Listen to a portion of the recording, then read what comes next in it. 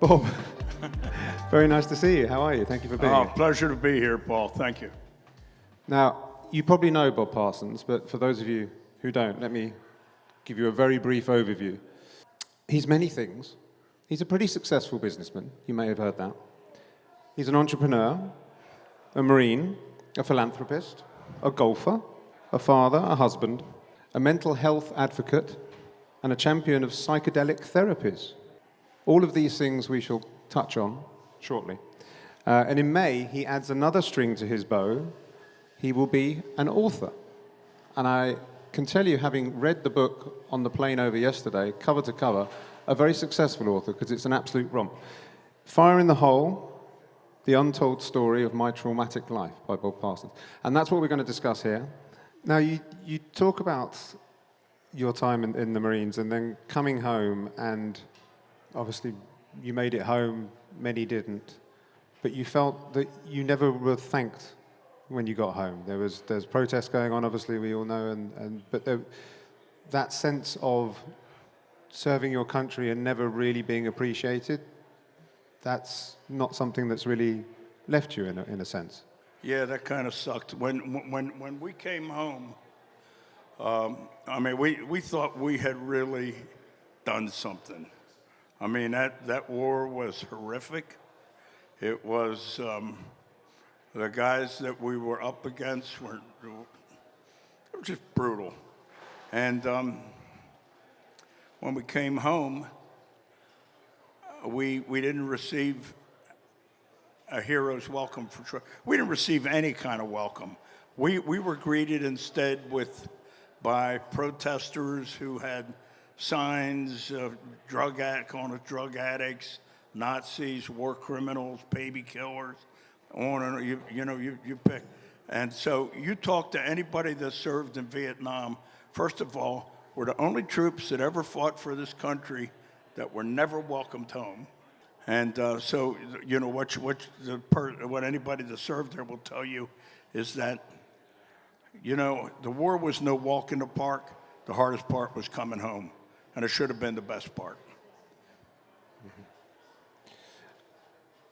I want to move on now to talk about the next chapter of your life, which was Parsons Technology, and then obviously GoDaddy. Uh-huh. The description of you setting up Parsons was working 60-hour shifts, then going home, crashing out, waking up, going for a run, and then going back, and not 60-hour days, 60-hour weeks, but 60-hour shifts, working right through because you kind of had the flow. That must have taken an extraordinary toll on you and people around you, but you were completely committed, right? Well, I was a young man then. You could do that kind of stuff. So yeah, so that's what I do. I'd work 60 hours straight. I was writing code for a tax software program, and I needed to get it done. So, this probably went on for the better part of 3 months, and it almost is one of the best times of my life. I loved it because it had so much promise, and there was something I was working on, and I knew that when I got it done, mm-hmm. It'd be good, which I did, and it was. It was a good time. Yeah, that state of creation, when you're in the middle of it, when you're in the eye of the hurricane, can be profound, right? Yeah. So you said you did it and it was good. You invested $40,000 and you sold it a few years later for $64 million? Correct. So it was all right, yeah. And then GoDaddy happened. When you look back at GoDaddy, what's the defining memories? What's the thing that stays with you? Is it the Danica Patrick? Is it the adverts? What is it? The defining moment, the thing that really two things happened that really made GoDaddy. The first thing was the .com crash. When I first started GoDaddy, I had $36 million. I would look at what I was doing and say, all right, I won't worry about this till I get down to 30 million. And this was a startup. Oh, I won't worry about it now till 25, then 20, then 18, then 15, then 12, then 10, and then 8, then 6. At 6 million, I decided that, this thing doesn't look like it has a lot of promise. And that's because the dot-com boom was so loud that nobody was paying attention to us, and we couldn't buy advertising because the other guys that were paying ridiculous prices for it that I couldn't afford. So what happened is I went to Hawaii to decide how to shut the company down. And one of the things I've always done in my business, I keep my own counsel. I don't discuss what I'm thinking with anybody until I'm ready to make the call. So when I got to Hawaii, I increasingly felt like it was the wrong time to shut this business down. And I met this guy who was parking cars, and this guy was the happiest guy you'd ever want to meet, throwing the keys up in the air. Hey, you doing, Mr. Parsons? On and on, that sort of thing. And what happened was, I remember thinking, this guy probably has nothing. He's parking cars. He's so happy. I got 6 million and I'm miserable. What's wrong with this picture? So I decided I'd go back home. If the business failed, I'd fail along with it. And actually, I decided I'd, I don't know, maybe park cars. What happened was, about maybe 2 or 3 months after I came back, never told anybody what I was thinking, the dot-com crash happened. And it'd be 1 or 2 companies that we're doing business with every week would just be gone. We'd get the checks, we sent them back in the mail, undeliverable. Things like that. And then eventually, I was one of the few guys that was still paying my bills. And then we had guys lined up to give me advertising. I had more friends than I thought I had. And so in October of that year, we turned the corner and we became profitable for the first time and never missed a month since. And then, when people think of GoDaddy, we could do a little survey here, but I think I know what you're going to say. The Super Bowl adverts have become so kind of synonymous with your success and that business. How did that start, and how did Danica get involved, and what happened there? Well, the Super Bowl ads, that was the second big event that made the company. And what happened is company wasn't growing, and I was looking at competitors that were had far worse programs than we did, and they're still writing business. And I couldn't figure out why we weren't writing that business. And so I hired a research firm to answer that question, and they came back within a couple of weeks and said, the reason everybody's not doing business with you is because you advertise only on the internet, and that's not where they spend a lot of their time. So you need to start moving into traditional advertising. So we did. And that was in August, and the Super Bowl was right around the corner. So we decided to do a Super Bowl ad. Now, that ad, it took me forever to get it approved. All right? At first, a lot of it was shot from Mbaka Candace, who was our actress. And, from the front, her cleavage was blurred. You see absolutely nothing. The only thing that happens is when she gets up to say, yes, I'm here for GoDaddy, her tank top strap snaps, and she catches it. And that's it. Dances around a little bit, but that's it. And so after I finally got it approved, the week before the Super Bowl, a guy from Fox Sports calls me and he goes, you want to buy another ad? And I said, I don't think I can make another ad this time. I don't care what the deal is. He goes, run the same ad twice. And I said, all right, the deal was good, so I agreed to it. When the first ad ran, I mean, the response that we got, I mean, the building shook, but it didn't collapse. Our servers held. And then when it came time for the second ad, which was right at the 2-minute warning, Philadelphia was getting ready to score against Buffalo, right on the 1-yard line. It was the perfect spot to get ready for the ad to come up. Not ours. Instead, it's an ad for the Simpsons. Then, or the next ad is not ours. Then the next ad is not ours. Ad never runs. So I get in touch with the president of Fox Sports, and I say, why didn't our ad run? And he goes, your first one was so out of tenor from the rest of the ads, we had to pull it. He says, call me in the morning and tell me what you want.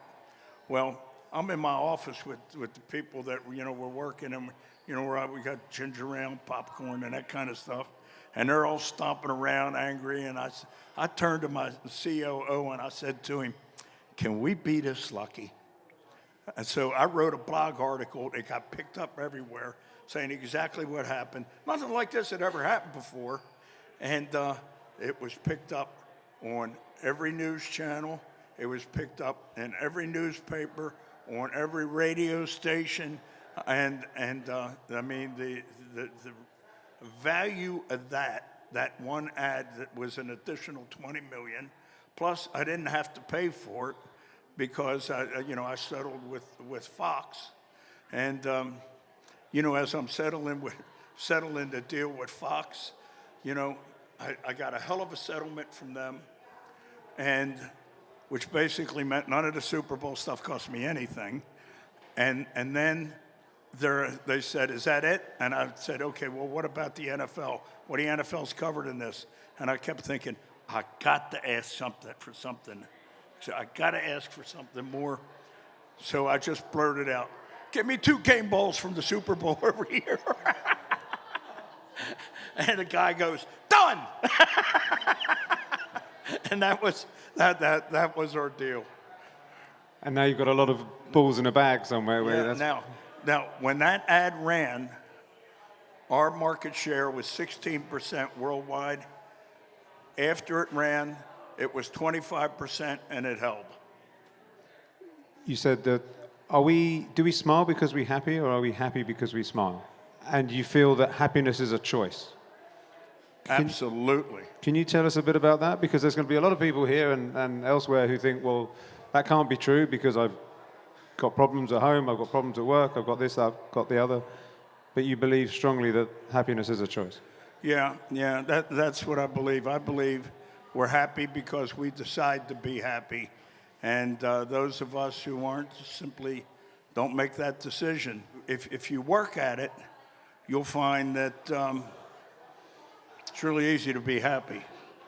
And, life being as tough as it sometimes is, you're really much better off when you are happy.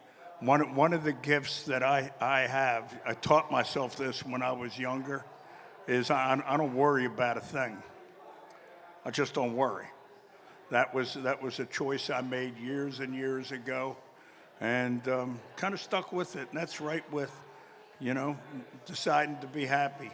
Our mind is far more powerful than some of us are led to believe it is. I mean, we can do so much more than we do with it, and I know that for sure. And I tell you, if you know how to think, you are much more likely to be successful at whatever you do. And if you think the wrong way, you're dead in the water.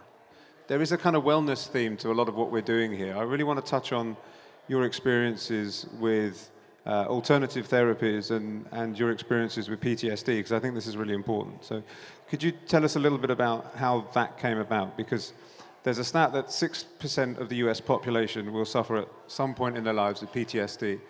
But when you talk about US Marines, that stat becomes 30%. And this is something you've devoted a lot of time and money through your foundation with your wife, Renee, to exploring and trying to help Marines and others along this journey. Well, when I came home, I mean, there was a lot of good things I had going for me that the Marine Corps taught me. But there was a negative side. And the negative side was, I mean, I didn't know it then, but I know it now, it was PTSD. I had a flash temper, never had that before. No matter what group I was around, I wasn't sure. I didn't feel like I belonged or that I even wanted to belong. Depressed a lot. I would always cry when I was by myself. And I mean, it's hard. It makes a life that should be so much easier, so much harder. And I think that's why programming works so well for me, because I could bury myself in my work and just get right through it. And that's what I did most of the time. Right. So this goes on and on and on. I do things to mitigate it, somewhat. Like, for example, I linked up with the guys I served with, met them on the internet, and then went down to a get-together they had in Gulfport. And just hanging with those guys meant such a difference, because they knew what I had done. I mean, and war is grisly. It is so fucking grisly. I mean, you cannot discuss it with somebody that hasn't been through it, because it just, there's no frame of reference, no shade on anybody there. In 2018, I read a book called How to Change Your Mind by Michael Pollan. Did anybody here read it? Yeah, baby. And it is a treatise on plant medicine and psychedelics and how it's all been used and what what it can do, that sort of thing. And it is fantastic. And it's a good read. So I told my wife, my wonderful wife, Renee, that I'd like to try it. So I did. I mean, so she had me hooked up in 2 weeks. I met these people in Hawaii. They were 2 guides. And the first day, I took ayahuasca. You ever take ayahuasca? I have not. I won't tell. Nor will I, but I still haven't. All right. Ayahuasca is made from a South American vine, and it is some foul-tasting stuff. And so that, I hallucinated a little bit, seen lights of different colors. And, we talked a little bit about, the stuff I was dealing with from the war. A little bit of tears there. The next day was the biggest day. My guide said, look, I made this pot of tea, and it holds 3 cups. And you're going to only need 1 because I made it really strong. Well, I drank all 3 cups. And These are the mushrooms, swear to God, this is true. And I ate the tea bags. Yeah. And you talk about stone, baby. I was, yeah. So anyhow, a lot of talk in there, a lot of stuff. I took the next day off, and the last day, LSD. And then after that, I was a changed man. Everybody noticed it. My wife noticed it first. The people I worked with noticed it immediately. Even my son said, told his wife, he says, I think my dad found out he's going to die soon. She goes, why? And he goes, he keeps calling me, and he's so nice to me. So I had to tell him that it was the plants. And everybody was saying, his temper is gone. He doesn't get upset. He's so relaxed. He's this, that, and the other thing.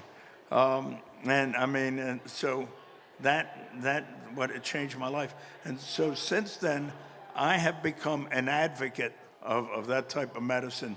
I like to say for me that when I was treated with psychedelics, it had been 49 years since the war, and I finally came home.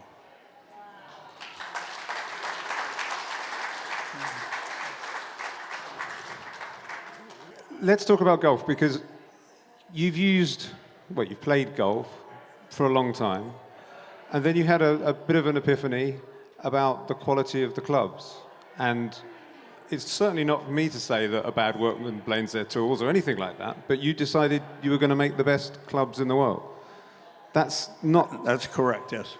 And I love the bit about this in the book because you spoke to a couple of engineers at Ping, which is a maker of golf clubs, for those that don't know, and you basically said, you can take as long as you want and have as much money as you want to spend on development. Are you in? And weirdly, they said, yeah, we're in. I mean, that's quite an opportunity. What did you see with where was the opportunity for you? Why did you want to do this? I didn't tell them everything. One thing I didn't tell them is I'd be helping them along the way, which I do, and I have an ability to work with, guys that have those types of jobs, and so what I did was, I told them I want golf clubs that hit the ball further, higher. They're more forgiving. They look like blades, but they play like cavity backs. And they have a sweet spot the size of Texas. And they're sexy looking as hell. And they look at me and they go, is that all? So how we did that, and took us about better part of 2 years. And was the gap in the market what you thought it was, or was it smaller or bigger, or how has it worked out? Well, the golf market is a very tough market, and the reason is there's some very large companies that are very well entrenched, and the market is very small, and it's not growing. And so the only way to do that is, you have to come in and take their customers. And then they're not too willing to part with them. So it's keeps you busy. Yeah, keeps you amused. Okay. Now, I can't let you go without talking about the foundation, because it is a fantastic thing that you and Renee have put together. You donate about $1 million every 2 weeks. Correct. After signing the giving pledge. There are certain charities that are very dear to your heart and kind of areas that you support. Can you tell us a little bit about what they may be, but also why you've chosen those particular ones? Well, first the military. That's pretty obvious why. We support the military significantly, and beyond that, we focus most of our efforts in the Valley of the Sun, which is the Phoenix, Scottsdale area, and we help causes that have trouble raising money because their cause is not something people want to talk about at cocktail parties. I'll put it that way, and they could be LGBTQ plus those causes. One of my favorites there is 1 in 10, where all too often when a family discovers their son or daughter is gay, they throw them out and turn their back on them. And there's this child that is just, out, and, it's a very difficult situation. So this organization finds these kids and gives them a place to stay, teaches them that they have a share of the American dream, that sort of thing. Hushabye Nursery. That is the heartbreaker of them all. And oh my God, for these poor children and those mothers, and it's just terrible. This organization really mitigates it for these poor little babies that have no idea why their life is so painful. So anyhow, that's what we do. Well, thank you for that. That's an extraordinary thing. There's a lovely line that you say that when you think about how you grew up and the way you grew up and what you grew up with, $2.3 billion is quite a wedge of money. I would suggest it's quite a wedge of money for most people anyway, but I think it's extraordinary what you're doing and the charities you're supporting. And thank you for sharing these stories and this wisdom with us. We're hugely grateful. Ladies and gentlemen, Mr. Bob Parsons. Thank you so much.